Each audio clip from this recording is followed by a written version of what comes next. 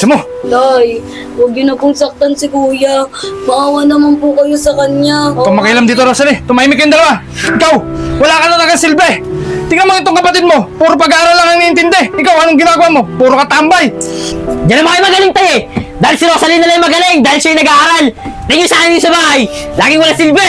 Ba, sumasagot ka ba?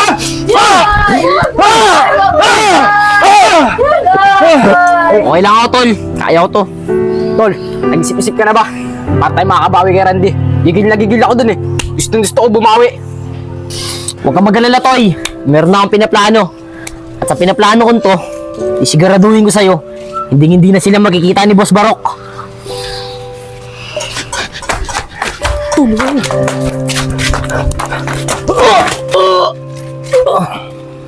Tres, ikaw pala yan. Naisahan mo ako.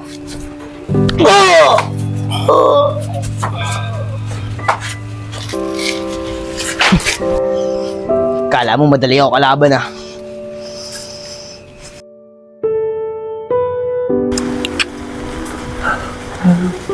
Ano kaya nangyari sa dalawang yun? Bakit ang tagal? Kahapon ko pa sila hinihintay rito ah.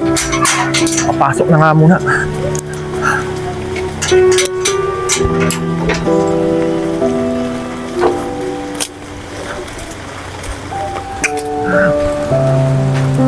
Wala pa rin dito ang dalawa.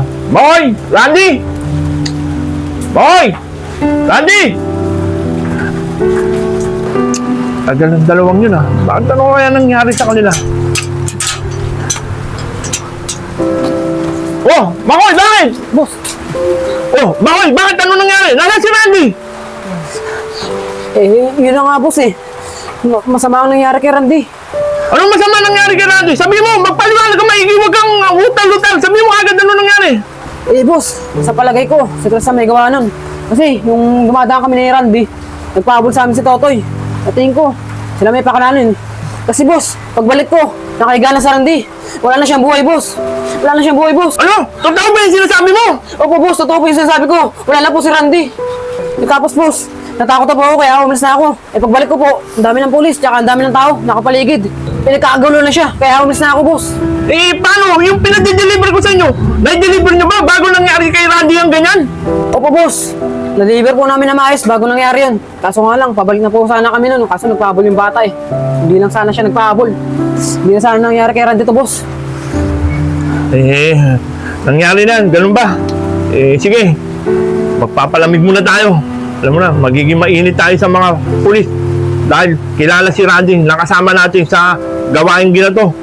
Ang gagawin na lang muna natin, pabayaan na muna natin mga kamag-anak niya. Siguro hindi naman siya pababayaan yun. Magpapalamig muna tayo. Tama yan, boss. Basta maganda. Doon tayo. Kaya Tres, magpakaligaya ka na ng magpakaligaya. Habang nagpapalamig kami. Dahil pagbalik namin, pagsisisihan mo lahat ng ginawa mo sa amin. tagal naman na ito ni Tres. Kaya na pa ako nag-aantay dito eh. Uy, tensya ka na. Kanina ako ba dyan? Oh, Tres, kagayon na pa ako nandito. Tres, kala ko ba naman, hindi natin tutuloy si Randy. Kala ko bubugbugin lang natin. Pag nalaman to ni Boss Barok, yari tayo. Tignan mo dun, ang daming pulis. Wala na akong pakialam dun, Toy. Alam mo ba, yung ginagawa ko kay Randy yun, wala na akong naramdaman takot. Naubos na yata yung takot ko sa katawan, Toy eh. Ikaw, Tres, wala kang takot. Pero ako, takot na takot ako. Baka anong gawin sa atin ni Boss Barok? Huwag kang mag-alala, Toy. Hindi kita idadamay. Kaya kung gusto mo magpalamig, magpalamig ka muna. Tres, di kita kayang iwan. Simula ng bata, tayo magkasama sa kalokohan. Tres, malabo sa isipan ko, naiiwan ka. Laban kung laban. Salamat, Toy ah. Pero laban ko to. Kaya ayoko nang madamay ka pa. Alam mo naman, parang kapatid na ang turing ko sa'yo. Salamat, Tres. Tanda mo, lagi pa rin ako nasa likod mo. Tol, salamat. Minsan, nasaan yung anak mo si Tres? Oh, bakit galit na galit ka na naman? Nandito yung anak mong si Tres natutulog.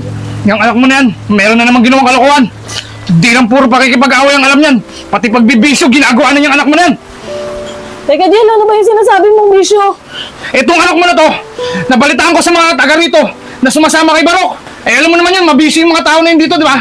Kaya itong anak mo na to, sigurado ako nagbibisyo na rin to. At saka isa pa isang, may nangyaring kaguluhan doon sa kanto kapon. May yumari kay Randy.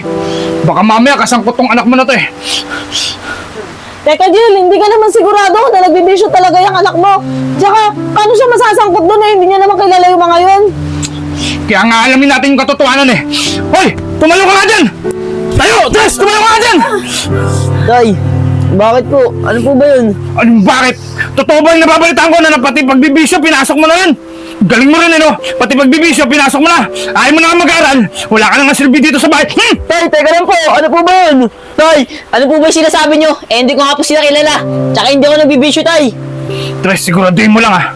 Dahil oras na malaman ko, talagang nagbibisyo ka at sumasama ka kalabarok na yun. Siguraduhin ko sa'yo na papalayasin kita sa bahay na to. Hindi na kita kikilalaning anak.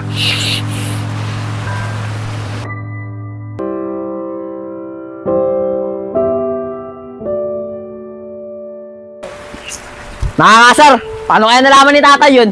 Makapunta ka muna kay Marie. Marie? Marie? Marie? Uy, Tres, ikaw pala. Pasok ka muna. Anong kailangan mo? Marie, pwede ba kita makausap? Gusto ko lang kasi magpalipas sa sama ng loob eh. Bakit? Nagawin na lang ba kayo ng tatay mo? Tatay kasi eh, sinarmulan na naman ako, tsaka pinagalitan. Hindi ko nga alam kung ano yung sinasabi niya eh. Si Tres, pasok ka.